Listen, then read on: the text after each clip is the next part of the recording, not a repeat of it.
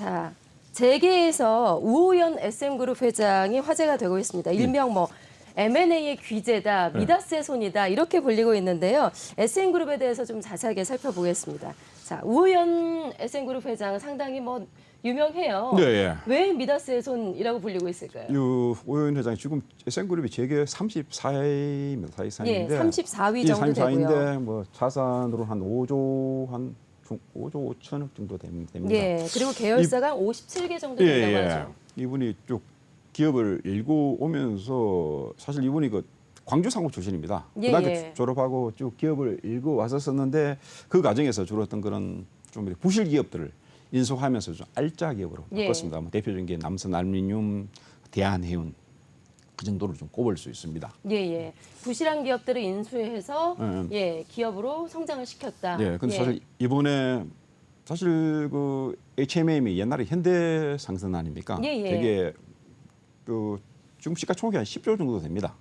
되고 자산 총액이 한 12조, 13조 정도에 가고 있습니다. 그러니까 이 SM그룹 전체 자산보다도 2배 정도 많습니다. 그렇죠. 아까 5조라고 하셨으니까 10조면은 2배 이상인데. 그런데 뭐 사실 뭐 이렇게 뭐 새우가 시쳇말로 새우가 고래를 삼킨다는 그런 얘기 나오지 않습니까? 뭐 나름대로 우호연 회장도 나름대로 쭉 뭐 이 부분에 대해서 좀 뭐 나름대로 어떤 생각이라든지 그런 전략을 쭉 세워온 걸로 알고 있습니다. 무턱대고 인수하지는 않겠죠. 사실 지금 SM그룹의 전체 어떤 그런 뭐 현금 유동성이 한 7천억밖에 안 됩니다. 안 되는데 이 HMM을 인수를 하려면 최소 4조 정도가 필요합니다. 기존의 어떤 그런 산업 지분이라든지 그리고 해양진흥공사 지분을 인수를 해야 됩니다. 그게 각각 한 20% 정도 됩니다. 되니까 한 4조 정도가 드는데 자기 돈으로 다 할 수 없겠죠. 외부적 투자자들, 뭐 정무적 투자자들, 전략적 투자자들을 끌어들여야 되는데 지금 사실 금융시장 환경이 좋지 않지 않습니까? 작년 꼭 이맘때가 미국 그 기준금리가 0.25%였습니다. FRB 기준금리가 0.25%인데 지금 3.25% 거의 3%포인트는 올랐죠. 당연히 우리나라 금리도 쭉 오르고 있는 그런 상황입니다. 또 미국 같은 경우는 올 연말까지 한 4% 금리를 올릴 거다. 계속 뭐 자이언트 스텝을 가할 거다라는 그런 추측이 많습니다. 그렇게 되다 보면 뭐 작년까지만 하더라도 오윤 회장이 시장에 나서면 충분히 할 수 있었는데 어떤 금융 부담이라든지 지금의 상황이 좀 좋지는 않죠. 좋지는 않는데 우호연 회장께서는 뭐 다른 포석이 있으신지 적극적으로 나선다는 그런 관측이 많습니다. 그러니까 한 기자의 말씀은 지금 SM그룹의 인수합병 리스트에 지금 옛 현대상선 HMM이 올라와 있다라는 말씀이신 건데. 맞습니다. 근데 사실 SM그룹에서는 아니 우리 그러려고 지분 인수한 건 아니다.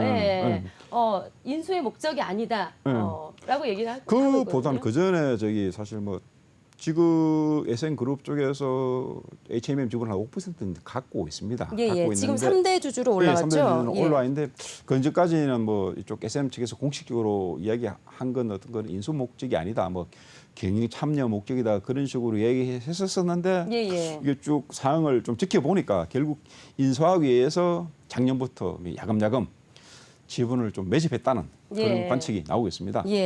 자, 그런데 그 HMM 인수 지금 잠재 후보로 거론이 되는 다른 기업들도 있습니다. 사실 포스코도 있고 현대차도 있는데 여기를 보면은 사실 그 SM그룹에 비해서 뭐 워낙에 경쟁력이 높기 때문에 지금 뭐 포스코는 96조죠, 현대차는 뭐 257조죠. 이게 과연 싸움이 될 수 있겠느냐?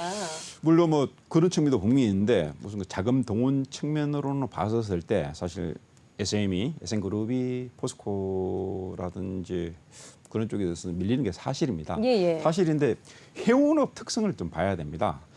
해운업을 어느 정도 운영하려면 해운업에 대한 어떤 그런 업에 대한 어떤 그런 특성도 알아야 되고 나름대로 업력이 있어야 되는데 지금 SM 같은 경우에는 뭐 대한상선이라든지 그리고 SM 상선이라든지 해운업 쪽에 대해서 나름 어떤 노하우를 축적해 왔었습니다. 입지를 좀 가져왔죠. 그런 부분이 인수하는 과정에서 일단 큰 힘이 되리라고 좀 판단됩니다.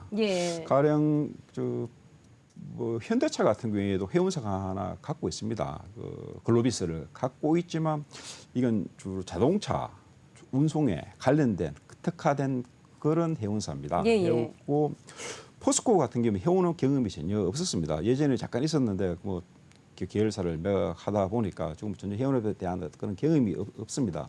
예.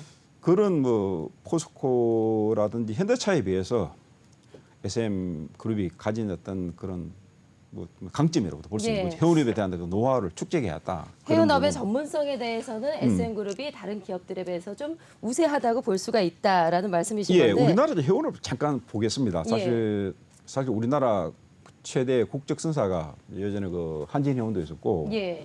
그 지금 H&M 옛날 현대상선이었죠. 그러다가 한진해운은 파산했지 않습니까? 사실 그 당시 같은 경우에도 해운업 경기가 아주 좋지 않았습니다. 예. 않았는데 최근에 코로나 특수로 해서 해운업 경기가 좀 호황입니다. 지금에서는 정부 쪽에서 얘기하는 거죠. 아, 그때 왜 한진해운을 살려두는 건데 예. 어떻게 보면 뭐 5년이나 10년 앞을 내다보지 못했던 거죠. 그런 상황에서 어떤 뭐 이쪽 마지막 남은 어떤 대형 국적 선사입니다. 국적 예, 선사를 그렇죠. 인수하는 국가에 후보가 하나 남은 해운사입니다. 네, 뭐 나머지 그래서 소규모 좀 더- 선사는 있지만 소위 말하는 국적 대역 선사는 하나입니다. 예, 하나면서 뭐 재계라든지 뭐 정부 쪽에서도 어느 정도 마지막 남은 해운 선사를 잘 오래 갈 수 있는 사람이 그렇죠. 회사가 이걸 가져가야 된다는 그런 어떤 생각을 좀 하고 있는 걸로 판단됩니다. 예, 좀 원매자를 찾는데 좀 신중해야겠다. 국가 차원에서도 좀 나서서 신중하게 고려를 해야겠다라는 예, 예. 말씀이십니다. 뭐 아까 뭐 잠깐 말씀드렸지만 한진해운의 어떤 그런 청산의 어떤 그런 좀 이렇게 또 실패의 경험이 있지 않습니까? 예, 예. 그걸 반추에 봤었을 때 예, 좀 더 이렇게 좀 원매자가 진짜 말씀드렸듯이 잘 꾸려갈 수 있고 우리나라 해운산의 발전에 어떤 그런 좀 지대한 공헌을 할 수 있는 예. 쪽을 좀 찾고 있습니다. 예, 마지막으로 짧게요. 그 H&M 내부의 반응도 좀 궁금합니다. 사실 내부가 가장 술렁일 수가 있거든요. 네, 근데 사실 뭐 내부 쪽에서는 뭐 사실 그러니까 피인수 회사로서는 뭐 어떤 점령군이라고 보게 점령군 왔었을 때 자기보다 덩치도 크고 그런 사람이 오면 좋겠지만 안심이 오히려 그래서 될 수도 있는데 예. 또 다른 측면으로 봤었을 때 해운업을 전혀 모르는 사람보다는 그래도 해운업에 대해서 좀 알 수 있는 예. 그런 사람이 오는 것도 그런 기업이 오는 것도 낫죠. 예. 알겠습니다. 뭐 여러 가지 반응들이 좀 나오고 있는 것 같습니다. 네. 아직까지는 뭐 시간이 많이 있는 거니까. 시간은 뭐 예. 좀 계속 걸릴 것 같습니다. 뭐 예. 아까 뭐 말씀드렸던 금융시장 흐름이라든 그런 거 좀 지켜봐야 되니까 예. 정부 쪽에서는 이 뭐 HMM의 어떤 민영화 과정을 좀 또 시간표를 한 2015년까지 완수하겠다고 좀 얘기를 하고 있습니다. 예. 좀 더 좀 시야를 넓게 보면서 시간을 좀 이렇게 보면서 하려는 그런 생각 같습니다. 예, 알겠습니다. 자, 여기까지 듣겠습니다. 재계인사이트 MBN의 한원식 기자와 함께했습니다. 고맙습니다. 예, 고맙습니다.